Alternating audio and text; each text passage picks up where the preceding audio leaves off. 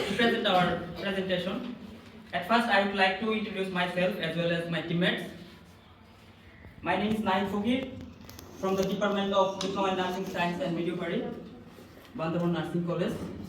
And along with me, here present all my active group members. I would like to introduce them. First of all, we have Kushi, and then Sneho, Rahima, Tanzina, Sanjida, Marufa, and Monica. Today, our presentation on behavioral science, and our presentation topic is social problem. Every one of us will discuss about the different social problem from our topic. That's why I will talk about the definition of social problem, characteristics of social problem, causes of social problem, and method social problem in Bangladesh. So at first I am going to define the definition of social problem. Social problem refers any condition or behavior which negatively impact large number of population in a particular country or society. That means সামাজিক সমস্যা হচ্ছে এমন একটা সমস্যা যেটা একটা দেশের বা একটা সমাজের, একটা নির্দিষ্ট দেশের বা সমাজের বড় পরিসরে মানুষের উপর নেগেটিভ ইফেক্ট ফেলবে, অর্থাৎ নেতিবাচক প্রভাব ফেলবে।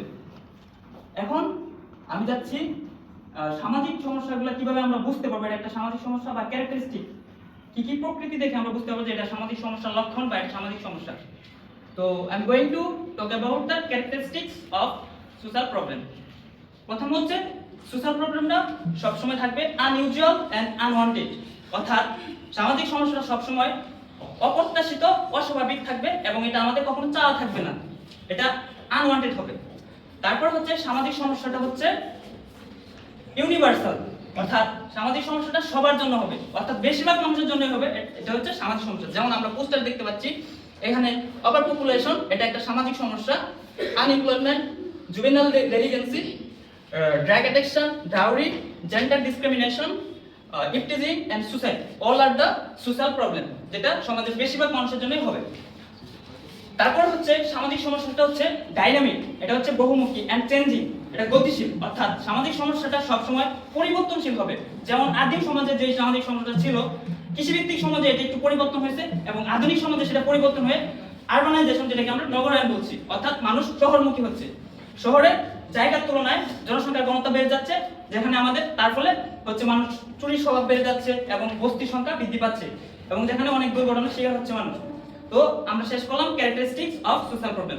এখন আমরা জানবো main sources of social problem. Social প্রবলেমের মূলত 4টা সোর্স থেকে সোশ্যাল প্রবলেম সৃষ্টি হয়, তাছাড়া আরো সোর্স আছে। প্রথম সোর্স হচ্ছে ইকোনমিক্যাল সোর্স, অর্থাৎ আমাদের অর্থনৈতিক সোর্স থেকে সামাজিক সমস্যা সৃষ্টি হতে পারে। কারণ আমরা জানি যে সহজে বুঝতে পারতেছি অর্থনৈতিক সোর্স থেকে কিভাবে সামাজিক সমস্যা সৃষ্টি হয়। যখন একটা দেশের অর্থনৈতিক অবস্থা পোর থাকবে, অর্থাৎ অর্থনৈতিক আর্থিক অবস্থা খারাপ থাকবে দেশের, তখন সে দেশে প্রপার্টির সংখ্যা বৃদ্ধি পাবে। আর যখন প্রপার্টির সংখ্যা বৃদ্ধি পাবে, এই প্রপার্টি থেকে আরো অনেকগুলো সামাজিক সমস্যার সৃষ্টি হতে পারে। তারপরে হচ্ছে আমরা জানবো, একটা তো বললাম প্রথমটা সোর্স। সেকেন্ড সোর্স হচ্ছে বায়োলজিক্যাল সোর্স। বায়োলজিক্যাল সোর্স মানে আমাদের শরীরবৃত্তীয়, আমাদের নিজেদের কারণে কিভাবে সামাজিক সমস্যার সৃষ্টি হচ্ছে। বায়োলজিক্যাল সোর্স যেটাকে বলা হচ্ছে, বায়োলজিক্যাল সোর্স হতে পারে যে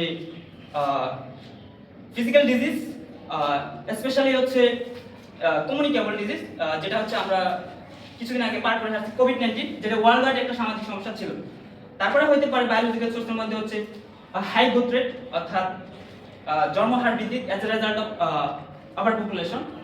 তারপরে আরেকটা হচ্ছে আমাদের source psychological source. Psychological source মানে আমাদের মনস্তাত্ত্বিক কারণে যে সামাজিক সমস্যাগুলো হতে পারে।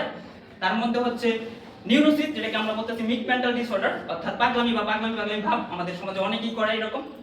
তারপর হতে পারে নিউরোসিসের মধ্যে হচ্ছে ডিপ্রেশন, সুসাইড, এটা সাইকোলজিক্যাল সোর্সের ভিতরে পড়তেছে। তারপরে হচ্ছে কালচারাল সোর্স, অর্থাৎ আমাদের সংস্কৃতিগত, আমাদের সংস্কৃতি থেকে কালের পর কাল যেটা বয়ে আসছে। যেমন হিন্দু সমাজে ডাউরি কথাটা এখানে যেটা আমরা প্রদর্শন করছি, ডাউরি আমাদের হিন্দু সমাজে যে কালচার থেকে তারা হচ্ছে যৌতুকের একটা ধারণা তাদের মধ্যে আছে যে যৌতুক দিতে হবে। এই ছিল আমাদের সোর্স। এখন আমি বলবো হচ্ছে ক্যারেক্টারিস্টিক নিয়ে। তো ক্যারেক্টারিস্টিক তো বলা হয়েছে, এখন বলছি কজেস। কজেস হচ্ছে কি আমাদের অনেকগুলো কারণে হচ্ছে সামাজিক সমস্যাগুলো হতে পারে। একটা হতে পারে ফ্যামিলিয়াল, অর্থাৎ আমাদের পারিবারিক কারণে হতে পারে, যেমন হচ্ছে আমাদের হাজবেন্ড ওয়াইফের মধ্যে পারিবারিক বিশৃঙ্খলা, যার ফলে সুসাইড হয়। মানুষ ডিপ্রেশনে যায় এবং আত্মহত্যাও করে।